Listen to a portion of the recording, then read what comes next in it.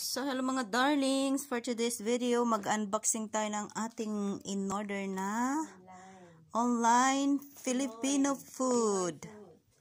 So, ayan. So, titingnan natin kung ano yung mga nasa loob.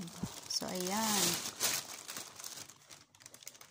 Pero kung ikumpara sa Pinas, nasa higit 1,000 plus na to mga darlings. Marami na sanang mabibili nito. So, ayan. So, mayroon po tayong bagoong. So, ayan. Salted shrimp fry. Bagoong alamang. Sarap sa mangga nito. Ayan. So, mayroon tayo nito.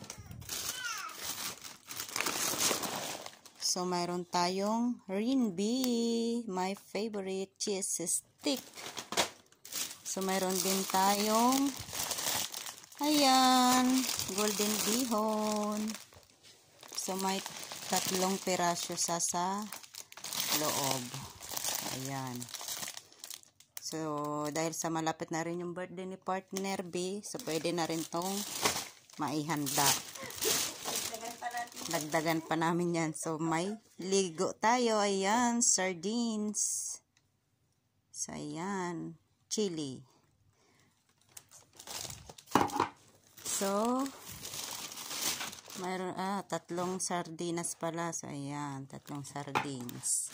And, the last but not the least, Argentina corned beef. Ang paborito ng bayan.